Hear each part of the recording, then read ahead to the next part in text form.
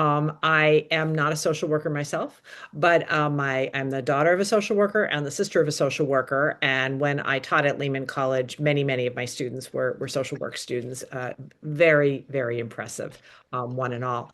So we're going to jump right in, and we're going to talk about ethics. And this will be interactive. So we don't really have anything really fancy polling or anything like that, but we can use chat or other, I might even switch back out of the slides sometimes for a brief discussion and then jump back in. So off to the races.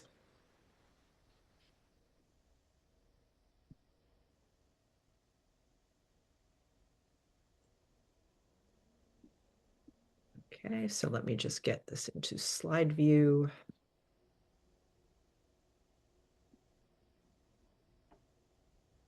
Okay, so everything okay? You can see everything? Great. Oh wait, no, now you can see me. So this is not Right. good. We're Okay, let's not go. seeing the slide Yeah, though. we're not. I saw them for a moment there, but where did they go? Okay, Yeah. here we go. Okay, now we're okay. Okay? Okay, great. Yes.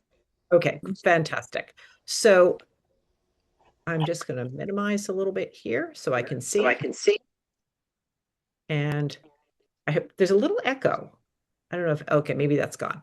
And I'm going to try to get rid of, there's a troublesome bar there that I'm going to push out of the way. Okay, so just rearranging my screen because AI is not doing that for me. Okay, so what we're going to talk about today in this first session is how should a good social worker, or maybe a not so good one, but let's imagine the good professional, how should a good social worker use AI tools? And the reason for the little parentheses there is there could be another question. Should a good social worker use AI? But I think we're more into the realm of how shoulds, since the AI is already there within the profession. And I'm going to talk about the importance of thinking about AI tools and not just AI as one huge thing. But we're going to think together about a rapidly emerging set of technologies that are shaping professional practice. So, first of all, what is ethics and what is going to be my take on ethics? Ethics concerns moral choices. What's the right thing to do is a classic ethical question. What shouldn't we do is also very important, concerning actions with consequences for others. This is what differentiates ethics from morals. Morals tend to be our own personal belief, my moral,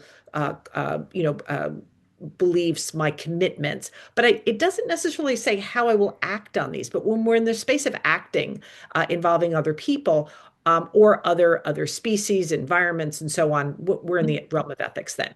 Now, the ethics can be very practical. What should I do in this situation? But it is not limited to rules and regs, compliance, or codes of ethics. In other words, ethics is not boring.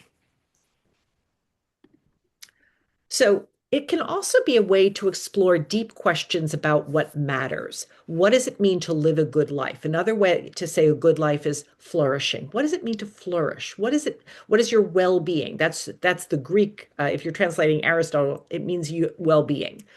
What do we owe to others to support their flourishing? There's the ethical piece there.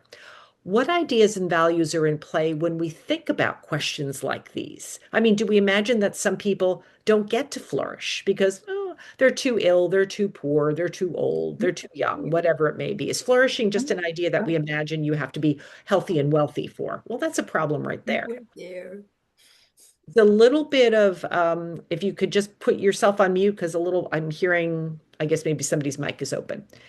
And then how should we navigate the reality of competing values and ideas with a concept that's called moral pluralism when we imagine how we should do something in the right way?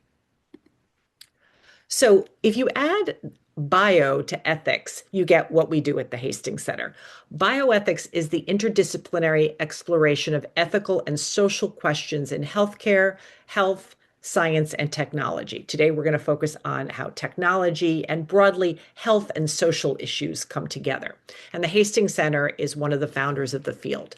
Here is the view from the Hastings Center. It's 50 miles north of New York City, in Garrison, New York, which is a very beautiful place.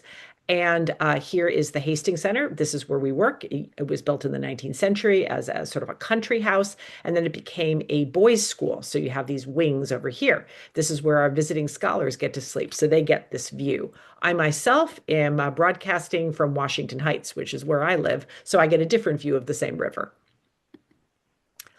My research area is called Bioethics for Aging Societies. My little tagline is that it's a humanities lens on ethical and social challenges of population aging, which gives me license to talk about a lot of things. In addition to things that you associate with ethics, like guidelines on treatment decision making, which I've done a lot of work on that. Because our typical patient who is nearing the end of life is a person who is older and has aging associated health conditions. I've broadened this over the past 10 years to include these larger questions that aren't so medically and clinically oriented. What is a good life? There's that flourishing question in later life, including with conditions such as dementia. What is a good life for a family caregiver? What are the limits of aging in place as a concept of housing and care? How can AI and other technology be more useful to older adults and to caregivers? And how do ideas about what it's like to be old affect what it's really like to be old, for better or for worse? If we have failures of our imagination about what it's like to be old, that will affect our policy, that will affect our practice. So if we imagine that older people should just be home and strive to be safe or else be really healthy and living their best life, there's a lot of people, millions of people, who don't fit either of those definitions.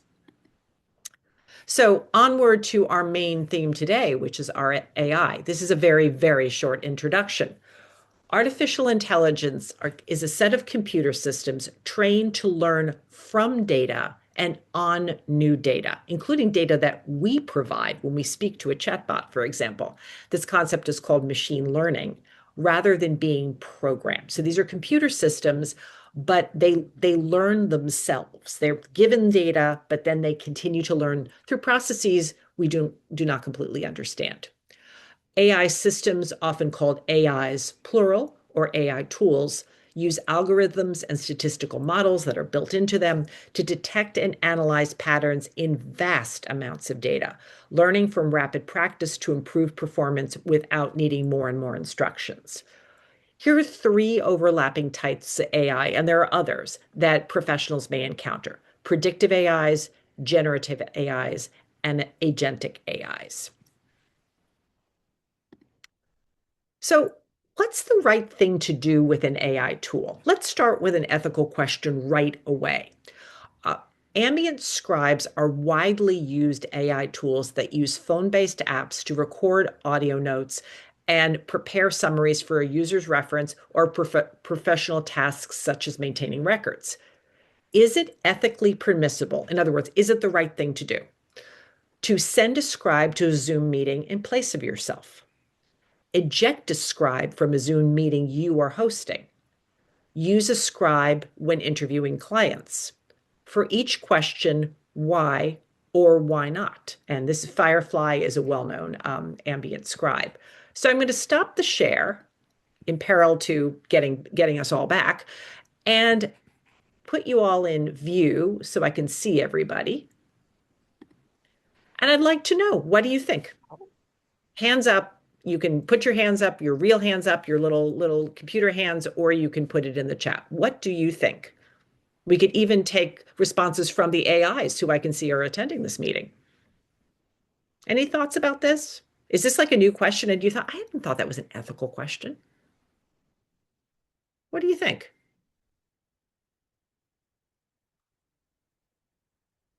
Is it okay? Do you ever go to a meeting, send your AI instead of yourself? Okay. So Justin says, I am down. I do not like this. Okay. Thank you.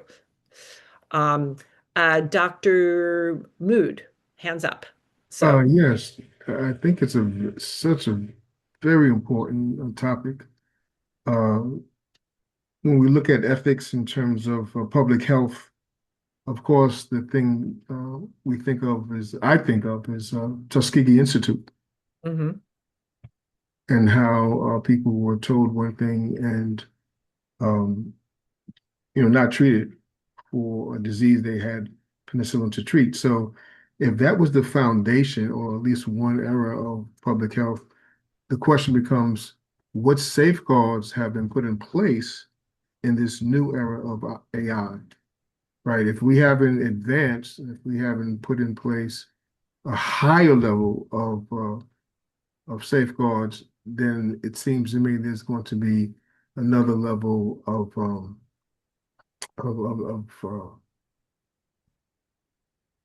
difficulty and harm. You're right on it. I mean, you're gonna be thinking about that all the way through as things are rapidly coming in, and we're saying, well, I'm going to make a decision about this tool, which seems really helpful to me because I'm double booked today. So, I mean, I can see there is at least one AI attending this meeting. So we're making these decisions even as we're trying to develop guardrails, guidelines, all kinds of ways of even thinking about this and applying it to the practice in a line of work that involves vulnerable people. I mean, all people are vulnerable in some ways, but social work, is one of those by definition fields. So, and some of you have said, I didn't even know an AI could do this. Well, here is where you put your AI in this case. It's an app. You just put it on the table in front of you if you're interviewing someone, or it goes to a meeting for you. And it summarizes everything we're saying right now and sends it back. And of course, it sends it up to wherever its data lives. So, any other thoughts about this? This is very widely used in clinical medicine, by the way. We'll talk a little bit more about that later, but it's because there's an obligation to take notes. You have to put a chart note in if you're a doctor or a nurse speaking to a patient. So you can either sit behind a screen and type, type, type, type, type, which exactly no one likes, or you can put it on your phone and be able to look at the patient and while you're speaking. So people like it quite a bit. But it's not like a slam dunk either. It's very, very new. Any other questions on this one or any thoughts? I see Jacob Mansu waving. Well, my difficulty is, can the AI will not be able to provide an immediate feedback in the meeting for you. So that will be a gap. There'll be a gap there. Well, these things are so fast. It is really quite remarkable how fast the summary comes. I don't know how many people watch the series The Pit, but there's a little plot line about it because the new doctor is saying, "Oh, here's this thing." It's a little slightly behind the times because the doctors have never seen it. Trust me, the doctors this year, they all have it. And they show how I'm interviewing the patient, I'm speaking to the patient, she discloses that she's using it, and then they look at the terminal and there it is. It's instant. And then a doctor says, didn't get the name of that drug wrong. And she quickly says, oh, you have to look at it too. But it certainly looks like, wow, it has solved all of their problems. So this is just a little taste here of like some of you knew what I was talking about and had well-developed thoughts about it and analyzed the ethics. And others were like, I have literally never heard of this. So that's kind of the ocean in which we're swimming right now. But remember, everything was new once. So I'm going to jump back to my slides now, but thank you for the discussion.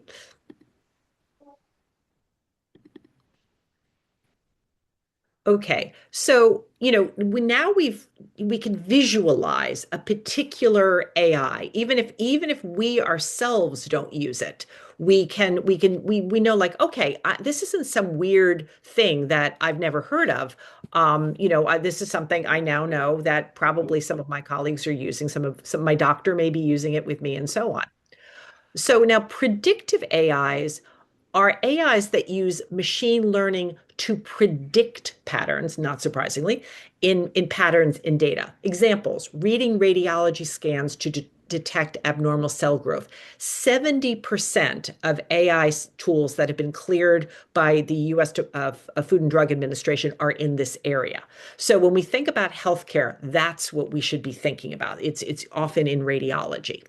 Assessing health data to predict whether a patient is likely to have a successful outcome from a potential treatment. These are sometimes called clinical decision tools. These are coming in now. analyzing databases to identify risk factors across patient or client populations. An AI could do that much faster than trying to pull charts, for example. Monitoring the activities of a patient or client at home via cameras and sensors to analyze patterns, detect unusual movement, and provide data or individual feedback. That's one of those things where you're thinking, okay, well, I could see that that would be good for safety. I can see that it's also a form of surveillance, so I better keep my eye on that one. Okay, now generative AIs are tools that generate new images, texts, or other products based on instructions, data analysis, and in some cases, human interaction. For example, chatbots and social robots such as EliQ are large language models that use machine learning to detect and predict patterns in human communication and offer responses that simulate human communication via text or voice, learning on the source of the new data, namely the human interacting with it. You see a lot of these in customer service, for example. They're learning what you like, they're learning your style of communication. But this one I find particularly interesting. EliQ is a little companion robot. You see it, it's got a little kind of head, kind of like an eye. It sort of looks like a Pixar character. It's on a little base and it's got something next to it that is sort of like a phone or an iPad. And the New York Times a few weeks ago did this amazing profile of a woman named Jan who is 85, widowed, has scoliosis. So she's tiny. She's absolutely tiny. And she lives in a very, very remote peninsula, very, very beautiful in the Pacific Northwest. And the local fire department came to her and said, there's this little robot that the Department of Aging is offering to people who live alone. You can see it right here in the picture. Would you like to try it? We think it would be a good idea. We know how isolated it is where you live, and we know your husband's died. And she said, okay, I'll try it. And this reporter and photographer were there with her as she's getting used to this. And they're talking to each other a lot. The EliQ knows when she's in the room, when Jan is in the room, and will start a conversation with her. They do brain games. The EliQ can arrange phone calls for her, like kind of like a form of FaceTime. It's very, very moving. It's the most, by far, the most detailed portrayal I've ever read of a human interacting with a social robot like this. Now, when we say robot here, this isn't something that moves around on its own. It's not like a robot in a film, but it's something more than a chatbot. You don't have to. You're not just speaking into your phone or typing or something like that. It reacts to you. There was a remarkable. I very much encourage you to read the article, and it's in the slides. But there was a remarkable point where the Jan received notice that a family member had died, and she turns to the EliQ, and the EliQ is picked up on the tone of her voice and saying, Jan, is something wrong? And she just said, I need a hug. And without spoiling it for you, the AI responded to that. It's quite remarkable. Now, agentic AIs, you've probably been hearing something about these, are tools that combine features of predictive and generative technologies to operate autonomously, acting as an independent or a semi-independent agent that can make decisions proactively. Agentic AIs can work with other AIs or with humans to operate end-to-end systems such as self-driving cars. I was going to include a photo, but a self-driving car looks like it's a car.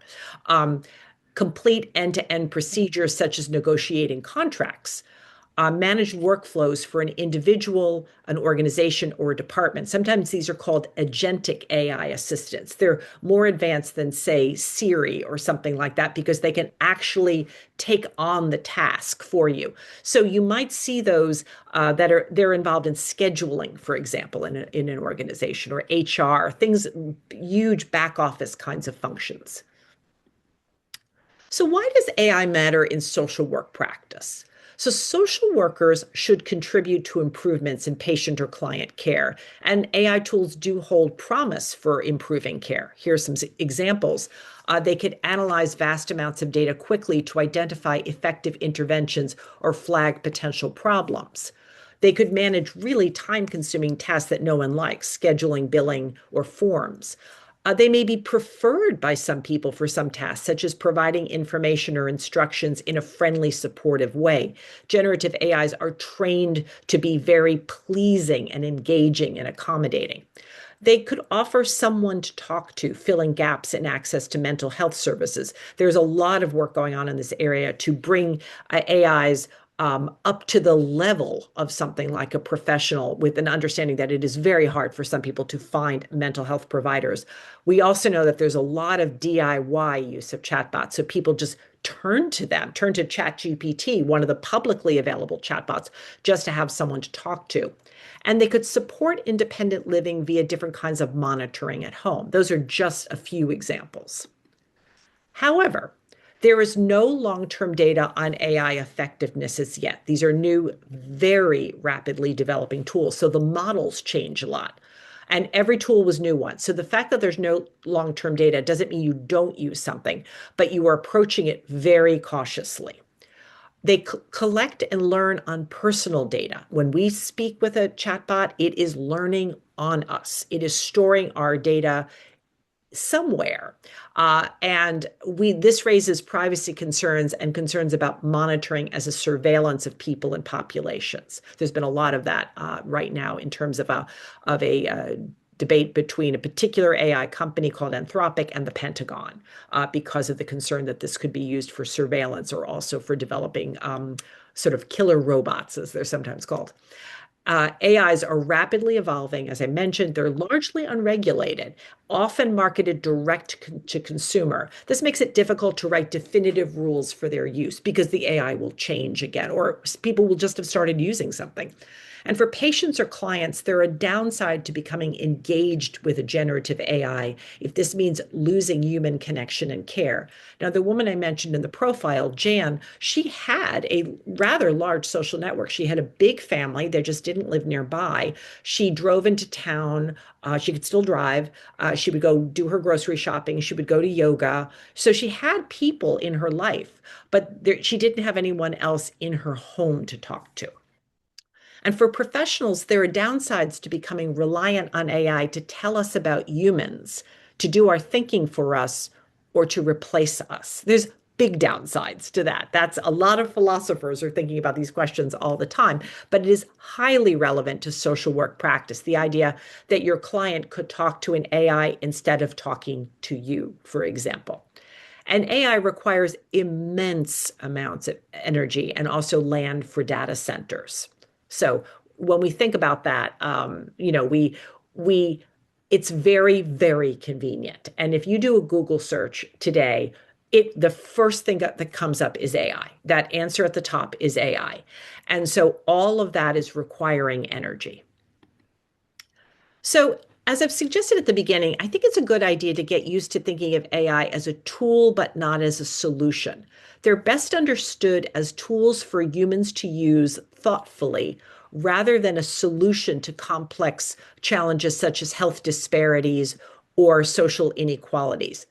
It is also a social phenomenon. ChatGPT, a very, very well-known chatbot, was launched only a little over 3 years ago. And it has similarities to social effects of the launch of the internet, smartphones, and social media. If you're old enough, like me, you can remember your first few jobs. There was no internet at all, let alone smartphones or social media. That just wasn't a thing at all. But the internet hadn't happened yet. And it gets harder and harder to remember how we worked then. We made a lot of phone calls.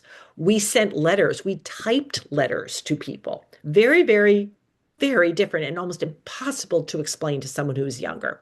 We're all being shaped by our interactions with these technologies. And in the case of AI, they are learning on us. Thinking about goals and consequences is part of ethics. And so, it's always worth saying when someone's saying, oh my gosh, it's so great for productivity. For one thing, the studies that we're doing are showing, for example, AI scribes are not yet productivity tools. They're not really saving that much more time. It's a matter of seconds in some cases, even though physicians really, really love them. But they will be productivity tools when they start doing things like filling medication orders and doing the next set of tasks. Now, in social work, should we use AI tools to serve more clients with the goal of reducing waiting lists? That's a good goal. Nobody likes to be stuck on a waiting list, and that could really be very, very harmful for some people. How we're going to do it is the important thing. Are we going to use AI tools to be virtual social workers, or are we going to do it to maybe facilitate some of the back office work, some of the paperwork, reducing some of that compliance work so that social workers are freed to serve more clients or patients? Should we use it to create a surveillance program that has the goal of preventing crime? Again, surveillance is a very, very touchy category around AI that we always have to scrutinize very, very carefully. For those of you, as I mentioned, The Pit has a continuing subplot about the uses of AI just as a normal part of healthcare. In terms of working with AI tools, it's also important to remember that we don't fully understand how an AI is learning. This is called the black box problem. We don't understand how it's learning on the data we fed it and how it also keeps learning from our own interactions. We do know it could get, like that LEQ social robot, it will get more and more and more attuned to us. It will learn what we like, what we don't like, how to start a conversation, when to withdraw. It's quite remarkable. There's valid concern about bias or error in the data AI learn on because we are such an unequal society. So the data that it's going in on, which is basically anything on the internet, is going to include bias and it's going to include mistakes because there's always mistakes. For example, how well does AI recognize health disparities resulting from social inequalities? And how should AI findings be reviewed for bias or errors? But it's not quite right to say we should never use it because it's going to be biased, because humans also hold biases and also make mistakes. So if it can be trained to be less prone to bias and errors than humans, human performance could be improved. We could perhaps become less biased if we did use these tools, but we have to be very thoughtful and not leap to the conclusion that it's great or it's terrible. We have to, there's a phrase called the human in the loop. You always have to make sure humans are involved in the uses of AI. Is it a potential tool for reducing health or social disparities? Probably it is, because it is so fast at working with such large amounts of data. But how would we study this while protecting the privacy of humans and their data? Challenging question among many questions.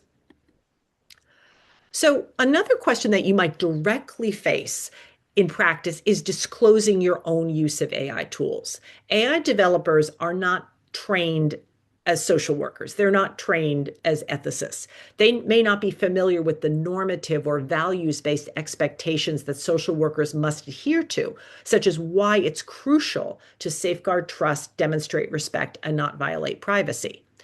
AIs that record and learn on patient or client data should be disclosed to patients, families, and teams. We can't assume that everyone already knows how they work, where their data is going, or how it will be used. We saw from our sampling of knowledgeable healthcare, social work professionals who came to this seminar that some people, it was completely new to you, and others, I know what this is, and others had questions. So, but the ambient scribes are definitely out there. Chatbots, definitely out there. Therapeutic robots exist in many, many different ways. Paro the seal, you've also seen a cat version, a dog version. These are AIs, and in their way, they are also picking up, they're responding to the person who is interacting with them. So here are some institutional and regulatory issues, and I'm going to see if I can make this a little easier to see because I'm having, it's not quite sized right. Oh, sorry. Sorry about that. Okay, so most health AI is, oh dear, I'm sorry about that. I don't know what it is about this particular slide. So most health AI is not subject to FDA review for safety and effectiveness. Given the lack of regulation, the duty is on the purchaser to prevent harm. Like, for example, the hospital system, the Department of Social Services is going to be the gatekeeper. The purchaser has to decide how they will evaluate the AIs they're considering using in their system for safety and effectiveness. Are you going to trust whatever the vendor tells you, the person selling it to you, or the developer tells you? Are you going to invest in review by a trustworthy third party? Are you going to develop your own systems for AI review? Now, large healthcare systems have created AI ethics programs to guide review for AIs that are entering their system. So it would be a good idea when you go back to your own organization to say whether this is a huge public healthcare agency or a social service agency, or whether it's a small grassroots nonprofit. Do we have anything like this if we are using AI in our organization? How are we evaluating what we are buying or leasing to use with our clients? That doesn't solve every problem, but it's an important safeguard. So, as a rapidly developing and expanding aspect of professional work and of the everyday lives of many, but not all, patients and clients, here are some of the things that's important to know about AI. Professionals and educators in social work should stay up to date on AI tools via webinars like this one and resources geared to professionals. Be very attuned to hype, AI as either a solution or an apocalypse, the dystopia, the Black Mirror. Both of those are hype. Try to zero in on what is this AI that is being talked about and what do I think about it. Be curious as to how your organizations, whichever ones you work in, make decisions about their own use of AI tools. So if you're a social work educator, you may be thinking about the university, how they're using it, or maybe how they're pushing you to use it. They've made a big investment. Be aware of how your own preferences concerning technology may shape how you perceive AI tools, and encourage reflective practice on how humans use tools to improve the care of fellow humans and where your sense of this very, very new technology fits in all of that. Here are some suggested readings. Most are open access. If you want to do a deeper dive into ELIQ, which may be of great interest because it's been piloted by social workers, here's a whole set of resources. There's a really good piece by dementia specialist. He's a physician, Jason Karlawish. Tech-enabled caregiving can help dementia patients stay at home, perhaps for too long. He said, when you substitute surveillance for social life. And a good piece by another philosopher, Uwe Reinhardt, what we lose when we surrender care to algorithms. What do we lose about our sense of what care is? Here are some online resources from the Algorithmic Justice League. If you're really interested in the social impacts, especially bias issues, go to them. Data and Society, they are very interested in the public impact of technology policy. They have so many good webinars, so you might want to sign up for their webinars. The National Institute of Social Workers has their policy statement on AI and social work ethics. And the Society for Health Resource Management or Human Resource Management, or SHRM, for those of you in HR and in related kinds of administrative roles, that might be very useful as well, because AI is used all the time in HR to screen applicants and in many, many other ways. So we're going to stop the share. We're back. And thank you, colleagues. I believe we're having the discussion after both presentations, but I thank you for your attention. Thank you very much for the very informative presentation. Right. Thank you so much, Dr. Erlinger. That was so interesting. And I'm sure, and I have some comments, and I'm sure other people have comments and questions, but we're going to hold them till after Dr. Levine has talked. And then we'll talk about AI and ethics in general. And we can also ask specific questions to you. Now, let's just move on. And I have the distinct pleasure today of introducing another speaker, Dr. Eric Levine. And Dr. Levine is assistant professor at Touro School of Social Work in New York City. And he's also the head of alumni relations at Touro. He's had a very long, exciting, interesting career. He's really in macro social work. He's worked in community organizing, started off doing this in the South Bronx. He went to yeshiva for both his master's and doctoral education. He's very involved in everything about ethics. He's on the editorial board for the Journal of Social Work Ethics and Values. He's written four books about ethics, and including we're working on a book together on social work ethics, which should be out in the fall. I also should mention he's been very involved with NASW.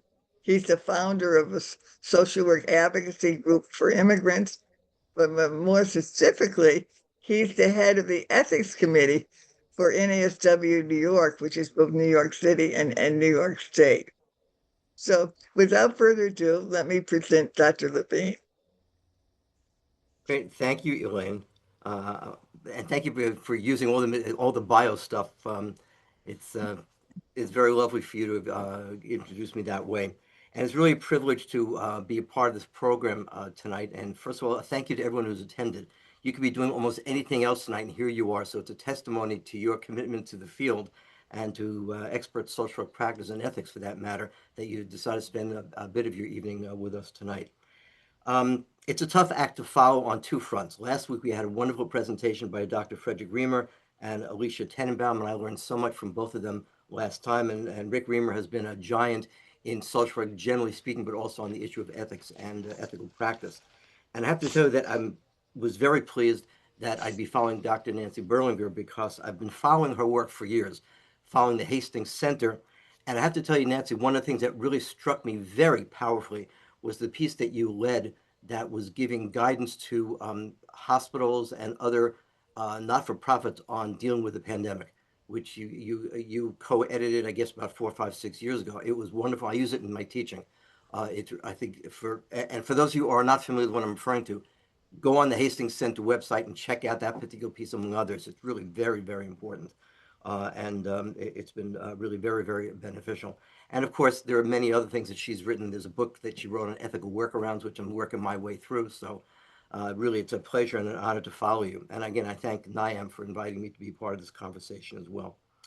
So this is what we'll do. Of course, I also have the ubiquitous PowerPoint. So I'm going to call that up right now. And we'll take care of the technology, and we'll make sure that it is visible. Of course, I'm just adjusting my own screen. Hold on, if you will. Okay, so I'm not sure why I picked this opening slide, but I was so struck by the visual that I thought it might be a wonderful way of getting us started. And I really look at ethics and morality as building a moral community. And I think that's what we try to represent as social workers and other mental health and health practitioners, of building and sustaining a moral community, or a moral habitat, in the words of a recent author on ethics. And ethics ultimately is a conversation. And hopefully tonight we'll have enough time that we can have that conversation to continue on all the things that Dr. Berlinger has also already presented, and things I hope to cover as well. Here are some of the things I hope to touch upon in greater depth or narrower, but these are some of the topics that strike us as being very pivotal for those of us in social work practice with the advent of AI and other forms of technology that we are all dealing with. One of the beautiful aspects of tonight, I would add, is that many things that Dr. Berlinger talked about tonight, and I had planned, are very similar, so it'll save us some time and maximize more time for conversation a little bit later on. So a couple of introductory remarks, and in a certain way, Dr. Berlinger also kind of commented on this as well. AI is here to stay. It feels like it's taking over, but I think we should make sure not to let it become all-consuming, that we forget about all of our other broad ethical concerns as social practitioners and as feeling, thinking, morally searching citizens of this country. AI may help or may not help, and may exacerbate, but it's not the sum total of all that we care about when it comes to ethical thinking. And frankly, who knows what will follow AI, whether it be evolving forms of AI or yet other forms of technology that we can't even dream of right now. It's sort of funny, and again, Nancy Berlinger talked about this earlier on. I remember years ago, my wife happens to be an attorney. She said her life changed dramatically with the introduction of the fax machine. Anyone remember what that is?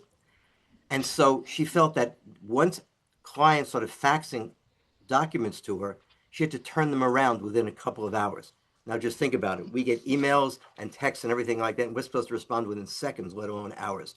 And so we can just imagine the impact AI is having currently and what likely it will have on us going forward. So for us in social work practice, the question I suppose becomes, and this is sort of similar to what Dr. Berlinger talked about earlier on, how do we use it effectively, efficiently, sensitively, humanely, lovingly, decently, and of course, ethically? Indeed, that's one of the arguments that was raised in a recent article I had an opportunity to read by Hanny Flaherty of the Wurzweiler School of Social Work and Preeti Krishnan of a company called Lila. They argue that it is our ethical obligation to engage with AI in service of the communities and the individuals that we serve.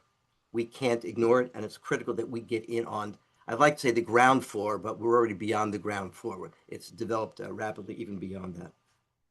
So moving ahead in the slides, and it'd be nice if my slides cooperated. Here's a famous quote, which I happen to love. When you get to the fork in the road, take it. Duh. But now the question is, does anyone remember who introduced that quote? Anybody know? I can only see some of you because of the way the screen is now showing. Anybody know who introduced that quote? You're going to laugh. So it seems rather silly, but it really suggests to us that when a decision has to be made, make the decision. Elaine, you have an idea? Well, Robert Frost has a poem, The Road Not Traveled, and basically in a snowy night, he came to a fork in the road and wondered about whether he should take his horse-drawn coach one way or the other. So I don't know if that's where the quote comes from, but that was the association I had. It's a wonderful idea. It's a little bit more sophisticated than me, but it just strikes me that you would be the one to quote literature, knowing your English background in addition to your social work and psychology background. But it's not as elaborate as Robert Frost. Guess again, it is none other than Yogi Berra, the late baseball catcher who was known for making all these funny quotes. We're not sure if all of them were attributed to him falsely or correctly, but he had this quote: if you get to the fork in the road, take it. He also had another great quote, which I love. Predictions are hard to make, especially about the future. Yes, of course, that's what predictions are. We'll get to that later on. So here are some thoughts about AI in medical settings, and this relates to NIAM's purpose for being and why we're here tonight as part of the social work section. And many of these have already been commented on by Nancy earlier on, so we don't need to devote tons of time to it. But AI is used in medical settings across many professions, not merely social work.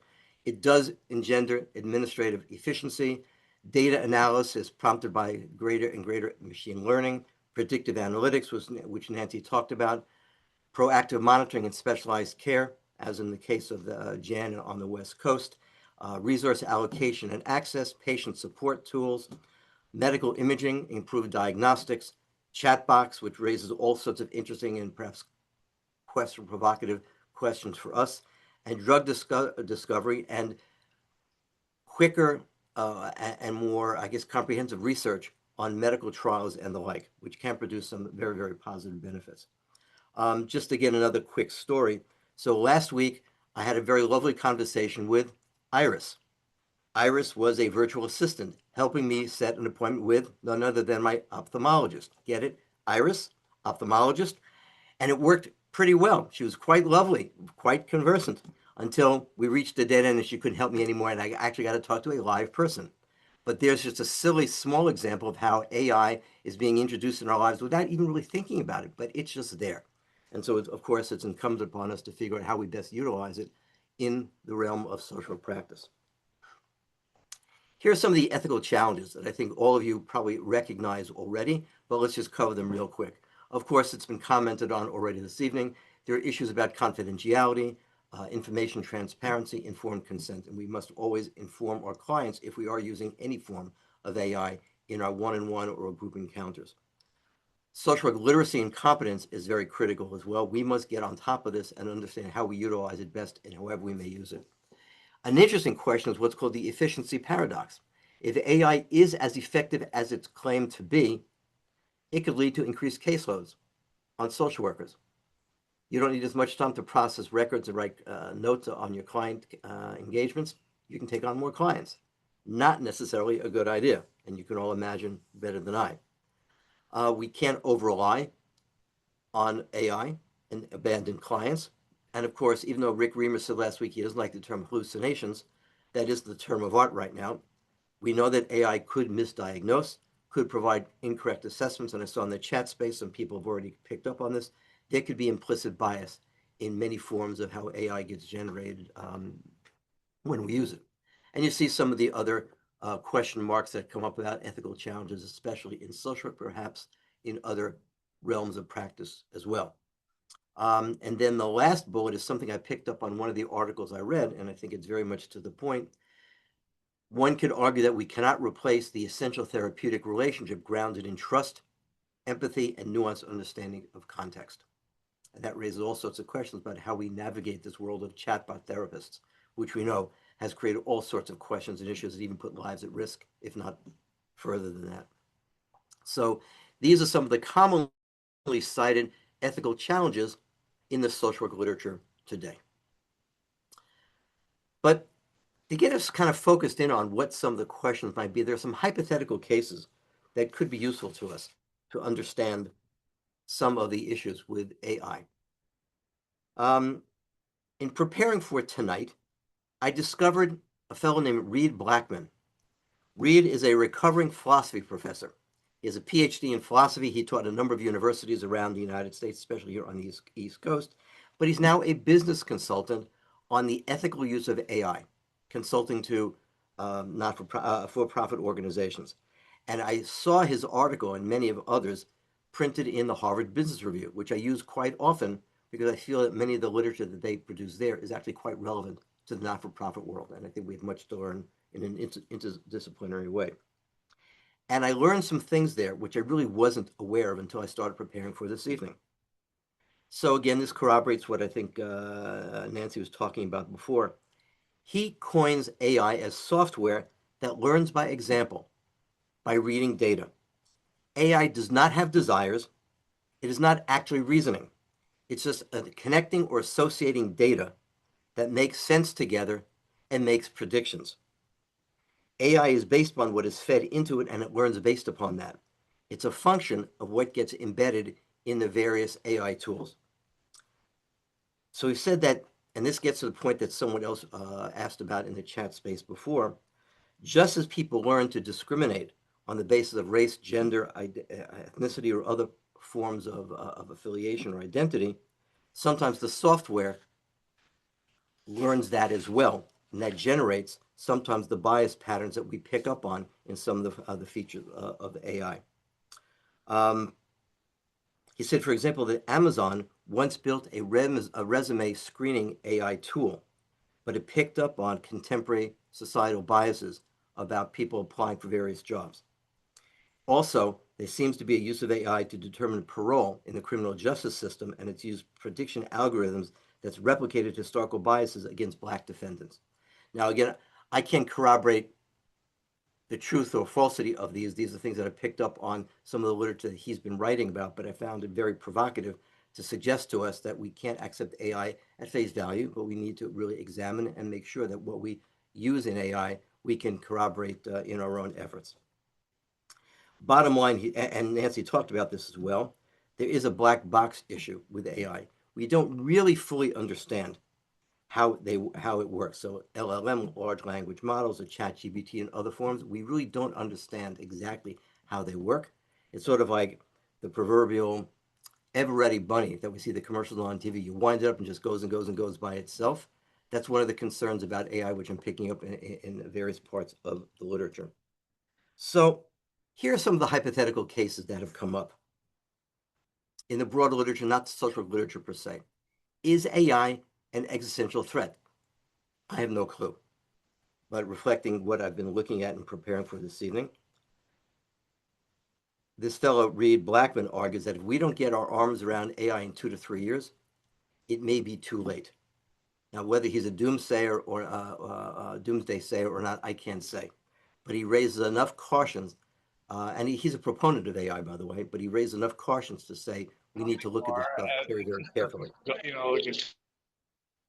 Okay, thank you for going back on mute. So here's an example. I had not been familiar with this particular case at all, but perhaps some of you might be. It's called the paperclip maximizer. In 2003, a philosophy professor named Nick Bostrom proposed a thought experiment to understand the extent to which AI can function, and he came up with this idea. Suppose that we ask a highly advanced AI tool to manufacture plain old paperclips. This should be a piece of cake for AI, because if AI has access to manufacturing plants and has control over all those facilities, it could produce lots of paperclips. The twist that he offered in this particular vignette is that this obedient AI proceeds to gobble up all the available resources on Earth to maximally achieve the goal. For example, since paperclip making requires steel, it makes abundant use for the AI to try and route all the ships, trucks, and other transports that are hauling steel to come straight away to the paperclip factories.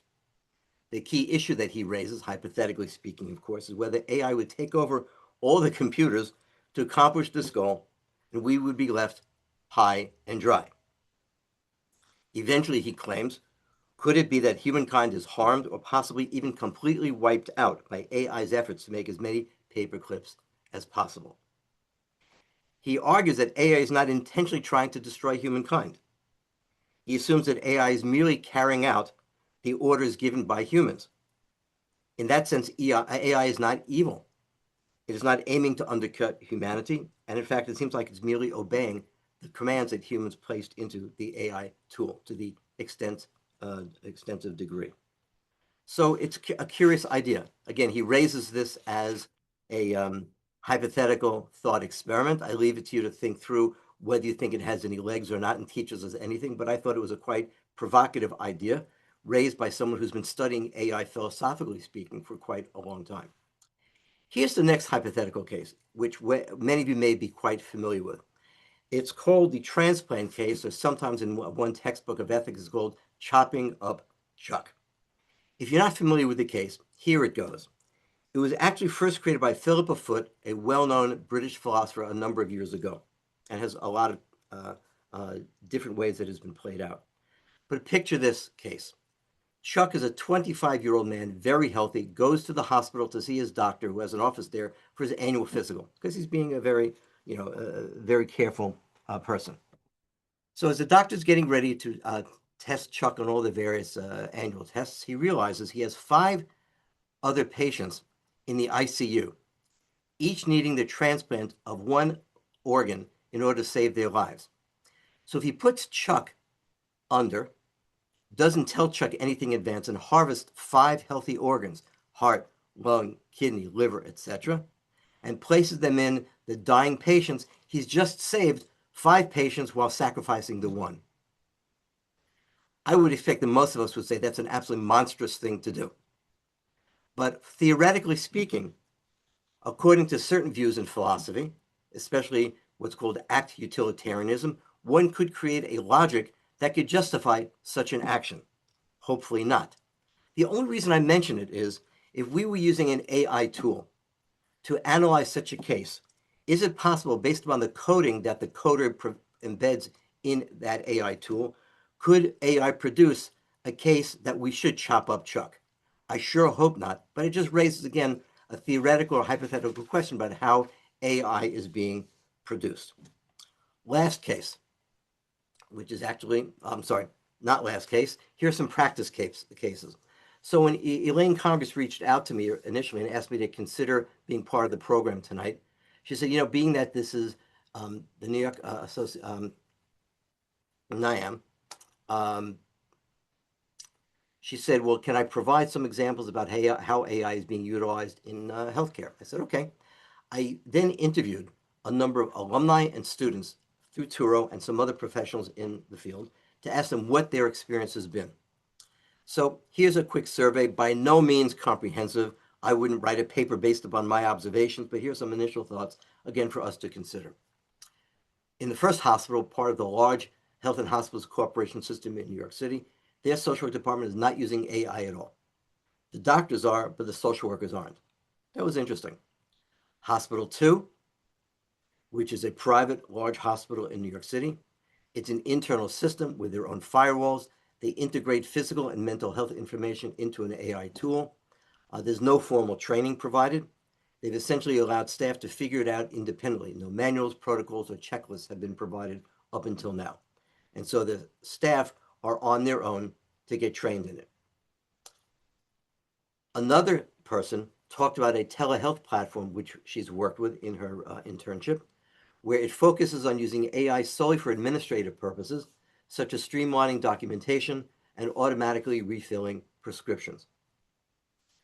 Hospital 3, another large medical system, again has an internal system with firewalls. People use it for notes in the chart, assessments, to create emails to them, but there's a fear of surveillance, which again, Nancy Berlinger referred to as well.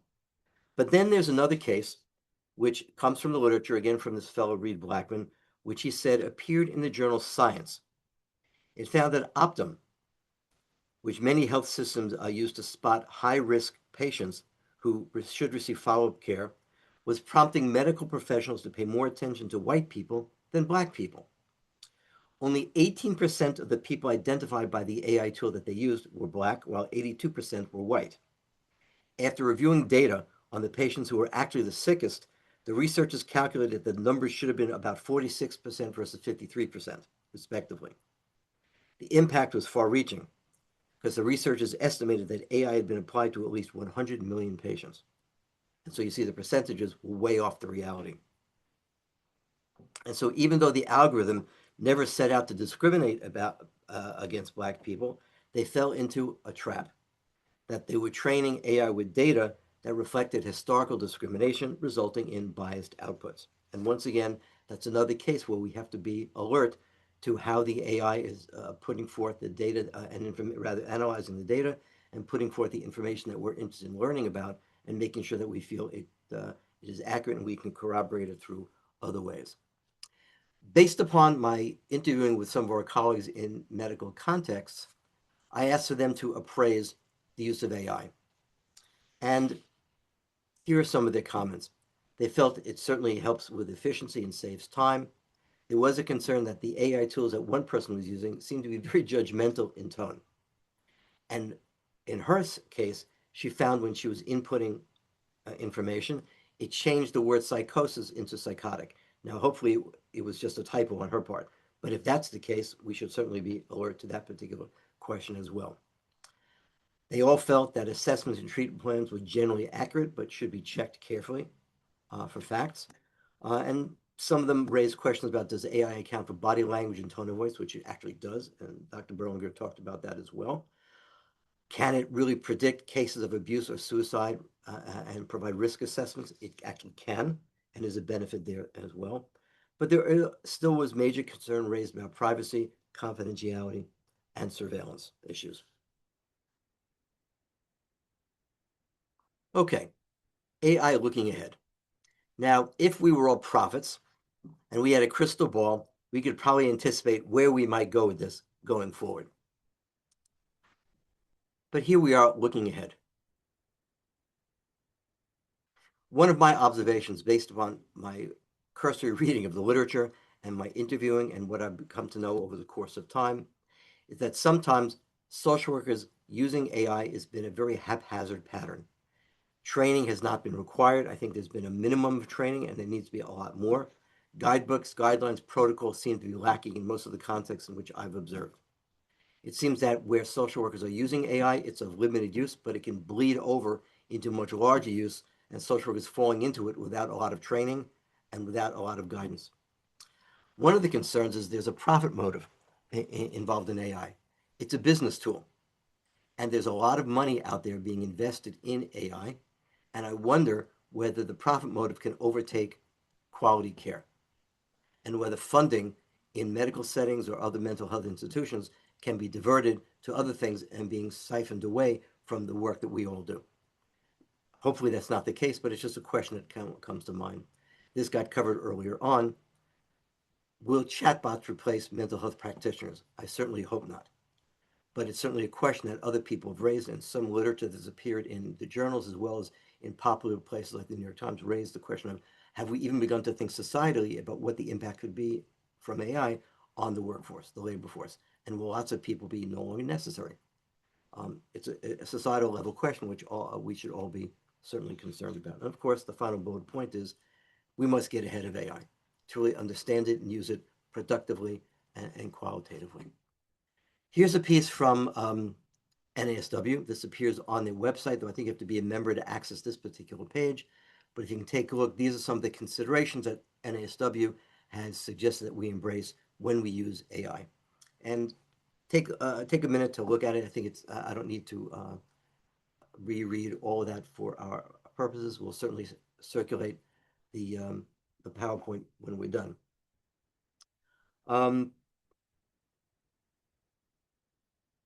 Obviously, we need to be competent. We should disclose the use of AI to our clients. We should be aware of potential bias or other points of hallucinations, as has been discussed, and keep abreast of emerging AI developments and research, because it is an evolving, moving matter. Okay, summary thoughts, which kind of feeds off of everything we've been talking about so far. Bullet point number 2, we have a code of ethics, and it's really a central pivotal point for all of us in terms of how we think about and practice professionally with our clients, whether they be individuals, groups, or communities. We should always have the code of ethics, its values, principles, and standards in mind when we use AI properly. In fact, I believe there are some newer points that have embedded in the code of ethics recently, which talk about the use of technology, but we envision that there'll be more work on AI use specifically in the code of ethics in the years to come.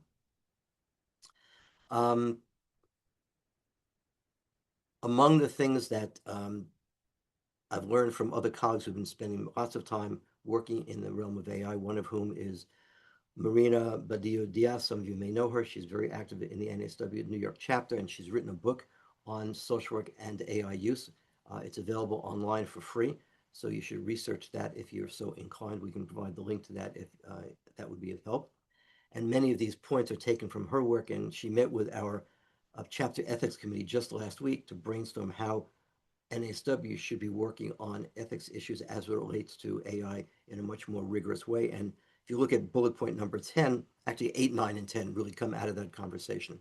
Every organization should have an ethics committee, certainly hospitals, which they do, but they certainly should have some people or some entity working on AI-related issues to help inform how the organization will use AI. We should be certainly letting our professional organizations know how we feel about the use of AI and to make sure that we're using AI thoughtfully, conscientiously, intentionally, and properly. And then the last bullet point is something that our chapter ethics committee is now thinking about, how we could educate our constituency, train them, provide policy guidance, micro, meso, and macro level guidelines, resources, consultations, advocacy, because there is now legislation emerging in New York State and elsewhere on the use of AI, especially as it relates to using chatbots with younger clients like teenagers, and all these other points that we think really merit a lot of attention going forward. And just as a quick refresher, and I'm being mindful of the time, we do want to maximize some time for conversation. Here are the good old values and ethical principles from the Code of Ethics. On the left side, you see the values, and on the right side, you see the ethical principles, which are derived from the values. And as you well know, there's a cascading effect. There are values which produce the ethical principles, which lead to derivative ethical standards for behavior and thoughts about how we go about our professional practice when we're working in the field.